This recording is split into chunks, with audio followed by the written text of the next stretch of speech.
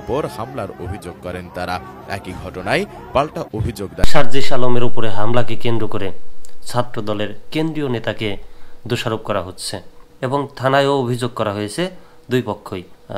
দেখি আসলে বিস্তারিত কি ঘটনা কি। রাজধানীর বসুন্ধরা আবাসিক এলাকায় কিছু বেসরকারি বিশ্ববিদ্যালয়ের শিক্ষার্থীদের হামলায় আহত হওয়ার অভিযোগ নিয়ে থানায় গিয়েছেন জাতীয় নাগরিক পার্টির উত্তর অঞ্চলের মুখ্য সংগঠক সার্জিস আলমের অনুসারীরা। বেসরকারি বিশ্ববিদ্যালয়ের শিক্ষার্থীরা কেউ কেউ বলছেন বেসরকারি এবং পাবলিক বিশ্ববিদ্যালয়ের শিক্ষার্থীদের হাতাহাতি, আবার নানান ধরনের কথা শোনা যাচ্ছে। কিন্তু সার্জিস সরাসরি তার ফেসবুকে উল্লেখ করেছেন বা পোস্ট করেছেন তার ব্যক্তিগত ফেসবুক পেজে। তিনি বলেছেন ছাত্রদলের কেন্দ্রীয় নেতা এবং তার সাথে কিছু টোকাই ভাড়া করা নেতা ছিল বা টোকাই ছিল, ভাড়া করা টোকাই, তারা তাদের উপরে আক্রমণ করে। রাজধানীর বসুন্ধরা আবাসিক এলাকায় কিছু বেসরকারি বিশ্ববিদ্যালয়ের শিক্ষার্থীদের হামলায় আহত হওয়ার অভিযোগ নিয়ে থানায় গিয়েছেন জাতীয় নাগরিক পার্টির উত্তরাঞ্চলের মুখ্য সংগঠক সার্জিস আলমের অনুসারীরা। বুধবার মধ্যরাতে ভাটারা থানায় গিয়ে তাদের উপর হামলার অভিযোগ করেন তারা। এ ঘটনায় সার্জিস হামলাকারীদের ছাত্র দলের নেতাকর্মী হিসেবে চিহ্নিত করে দায়ীদের বিচারের আওতায় আনার দাবি জানিয়েছেন। হামলায় অংশ নেওয়াদের বেশিরভাগই অছাত্র বলে তার ভাষ্য। একই ঘটনায় পাল্টা অভিযোগ নিয়ে থানায় অবস্থান করছেন বেসরকারি বিশ্ববিদ্যালয়ের কিছু শিক্ষার্থীও। ভাটারা থানার ওসি মাজহারুল ইসলাম বলেন, পাল্টাপাল্টি অভিযোগ নিয়ে দুই পক্ষ থানায় এসেছে। সার্জিস আলমও আছেন। দুই পক্ষই পরস্পরের বিরুদ্ধে হামলার অভিযোগ করেছেন। আমরা তাদের সঙ্গে কথা বলছি।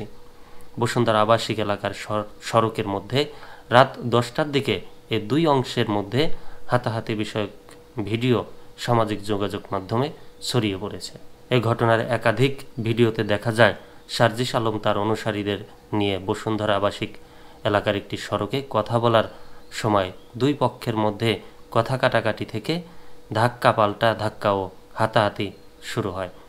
রাত 10টার দিকে তারা যেখানে বাক বিতণ্ডায় জড়ান তা নর্থ সাউথ বিশ্ববিদ্যালয় ক্যাম্পাসের কাছেই। ঘটনাস্থলে উপস্থিত দুজন বলেন, ঢাকা বিশ্ববিদ্যালয়ে বেসরকারি বিশ্ববিদ্যালয়ের ছাত্রদের উপর হামলা নিয়ে বাকবিতণ্ডার এক পর্যায়ে ধাক্কাধাক্কি ও হাতাহাতি শুরু হয়। এই ঘটনা নিয়ে রাত 2টার দিকে সার্জিস আলম তার ফেসবুক প্রোফাইলে এ হামলার জন্য ছাত্রদলকে দায়ী করে পোস্ট দেন। সেখানে তিনি লেখেন, ইফতারের পর বসুন্ধরা আবাসিক এলাকার প্রাইভেট ইউনিভার্সিটির সহযোদ্ধাদের সাথে চায়ের আড্ডা দিতে এবং তাদের কথা শুনতে যাই। সন্ধ্যা 7টার দিকে রাত 10টা পর্যন্ত তাদের সাথে গল্প আড্ডা হয়, তাদের কথা শোনা হয়, চায়ের আড্ডা হয়।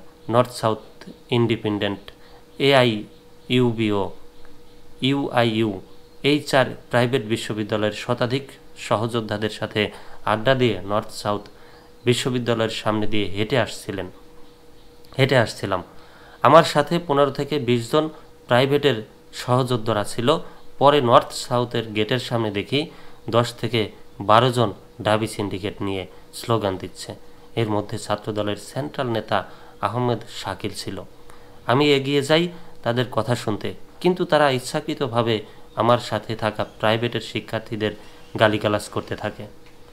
ঘটনার বর্ণনা দিয়ে তিনি লেখেন, ওদের 10 থেকে 12 জনের মধ্যে এক থেকে 2 জনকে স্টুডেন্ট মনে হলেও বাকিদের দেখে ভাড়া করা টোকাই দুষ্কৃতিকারী মনে হচ্ছিল।